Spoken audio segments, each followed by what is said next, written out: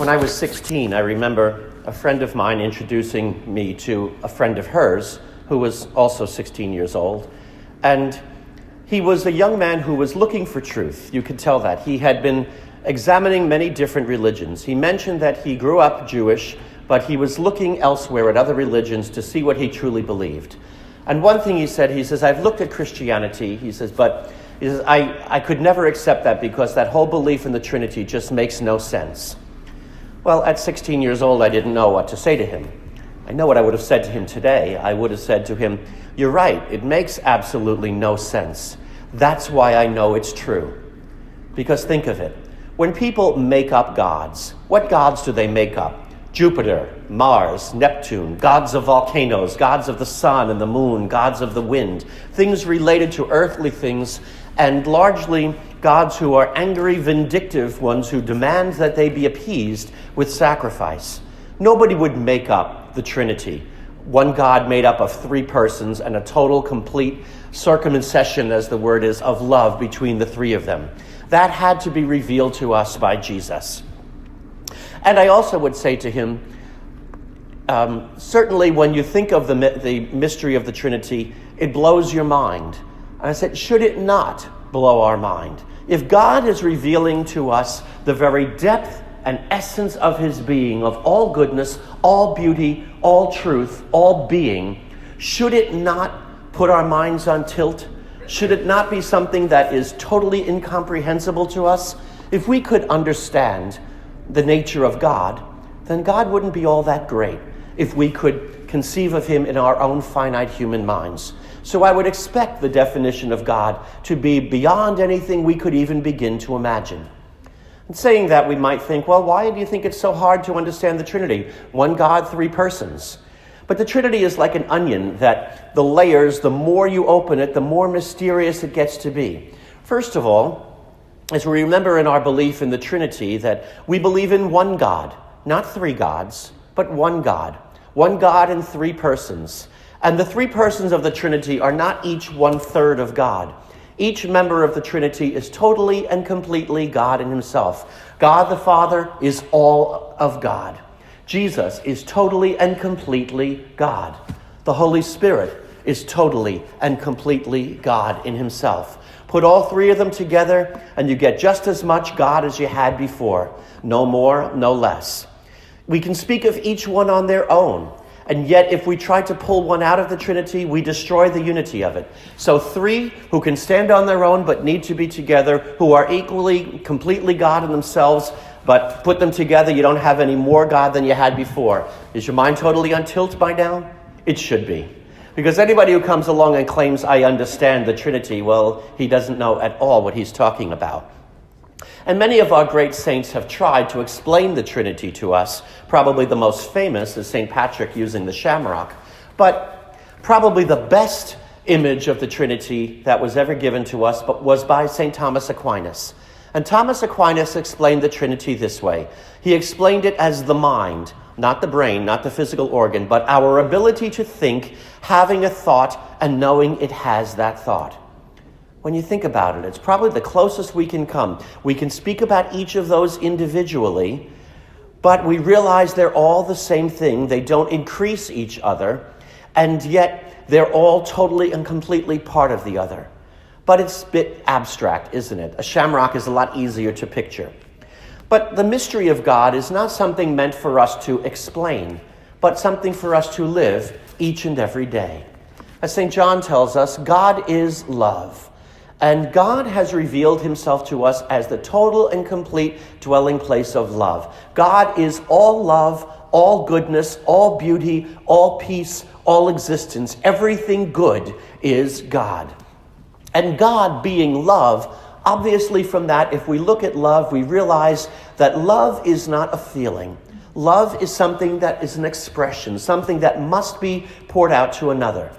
For example of that, imagine if you have a young woman who's head over heels in love with a young man who feels nothing in return for her. Is she happy? Does she say, I don't care if he loves me back, as long as I can love him, that's all I need? Quite the contrary. She's in absolute torment to have a love expressed to another and no one express it back. That is almost a living definition of hell. That is total. Anybody who's been in that situation, if you've ever been there, you know how painful it is to have an unrequited love. So love, by its nature, must be poured out to another and must be returned in order for it to be proper love. And so the Trinity, by nature, needs to be a pouring of love of one to another and receiving that love. So naturally, there have to be at least two people in God for him to be perfectly God, to be love. One to pour out love, the other to receive the love and give his in return. And that total outpouring of the love of the Father and the Son, one to the other, that is the Holy Spirit. And so in that we see the Trinity, that it's three persons, the Father and Son loving each other in the union of the Holy Spirit, the three of them together. That is our understanding of the Trinity. And love by its nature begets. Love brings about life. Our theology tells us that our human life came to be as a direct consequence of the love of God. The total outpouring of love of God, of the Father for the Son and the Son for the Father in the union of the Holy Spirit, that brought about our human life. We are the direct fruit or the outcome, the output, if you will, of the love of God. Love begets life. And so therefore, for us to be loving other people, to love, as Jesus says, to love one another as I have loved you, that means to pour out love to others and bring other people into the love of God. I love animal programs, and I love watching. If you've ever watched some of the programs, especially, have you ever seen one of an octopus when it eats, when it goes after prey? The tentacles flare out and its mouth opens up and they just gather around the prey and he brings it totally and completely in.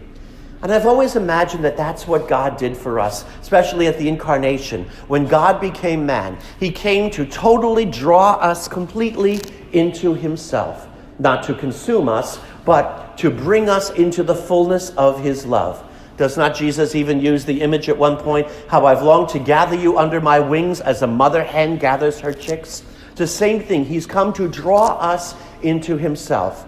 And every love we show needs to be, obviously, to love God means to love one another and love one another back. That there's a giving of love between people. And our world is in the pains it's in when there is not that reciprocation of love. One of my favorite plays is Les Miserables, and one of the last lines in the play is, to love another person is to see the face of God. And how true that is. When we love someone and they love us back, do we not feel we've been brought closer to God? Indeed, that is what love is meant to be for all people, in every vocation, in every moment of life. But there's a group of you here today who have a unique way of experiencing that love better than any of the rest of us, even better than myself. And that is those of you who are in the beautiful covenant of marriage. Your marriage, whether you realize it or not, is a wonderful model and example of that love of the Holy Trinity. And your family, a Christian family, is probably the closest thing we can see to the love of God here on earth. When you think about it, again, going back to that woman being in love with a man who doesn't feel anything in return for her. Well, they would never make it to the altar, would they?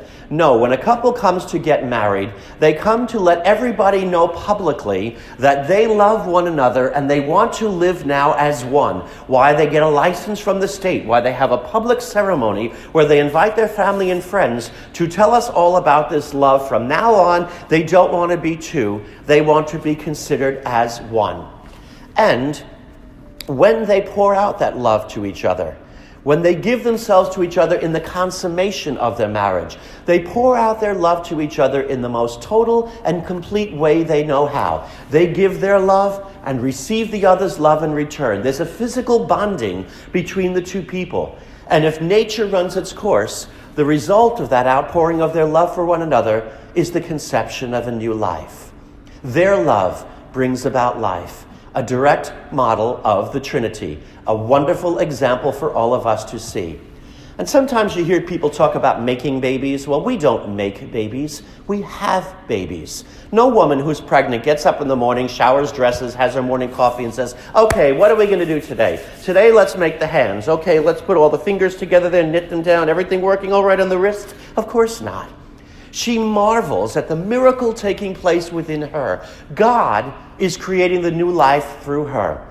And so therefore, what God has done is he's drawn the man and woman into his love. Again, think of the octopus, bringing them together into union with him, into his very essence, his very nature, into being God himself, into all goodness, all beauty, all truth. By their love for one another, they've brought into union with him, and if God so chooses, he creates a new life for them that is the object and the fruit of that love.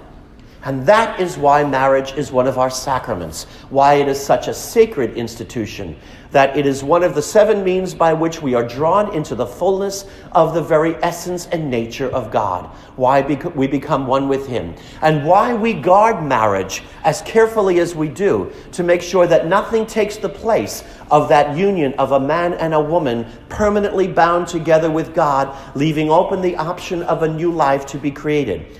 We don't have the restrictions we do about marriage and sexuality because we think it's ugly and dirty or because we're trying to spite people, as some people in the world think. Quite the contrary, because it is so beautiful, it is so precious, that anything that would be done to violate that violates something very dear to God and very important, the very essence of our coming into union with him.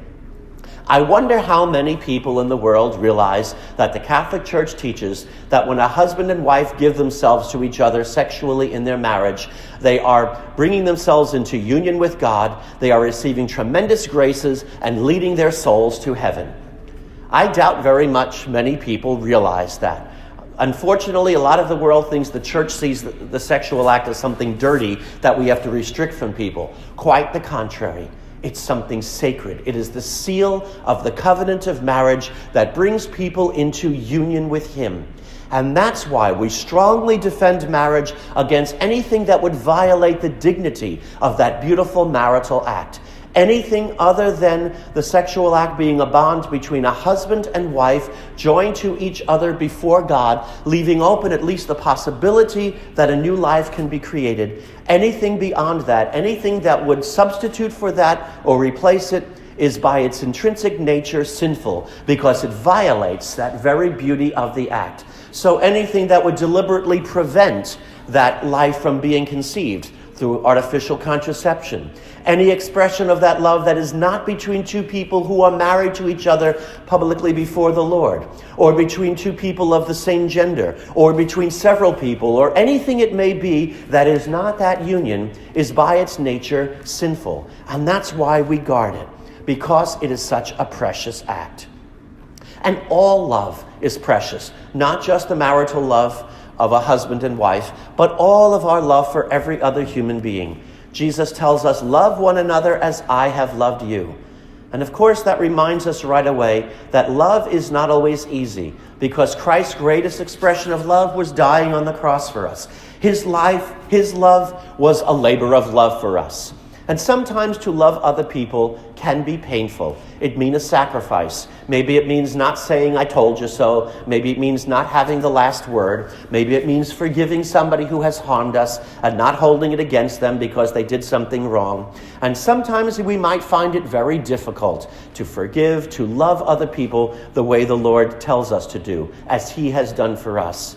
But when we think about it, if we only love people in the nice, easy moments where everything is nice and comfy and rosy and saccharine sweet, well, that's very simple, and that's hardly love.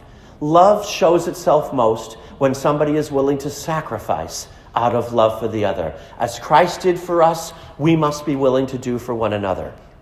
And so, my brothers and sisters, on this tremendous feast day today of the Holy Trinity, of the feast of God himself, may we always remember the tremendous love that God shows us, that he calls us into union with him, absorbs us into the fullness of his essence, of his being, of his truth, of his goodness. And now, knowing that love in our lives, he calls us to go out and bring other people in and allow them, the Lord, to absorb them into the fullness of his truth that we find in his revelation to us of his nature as one God in three persons, Father, Son, and Holy Spirit.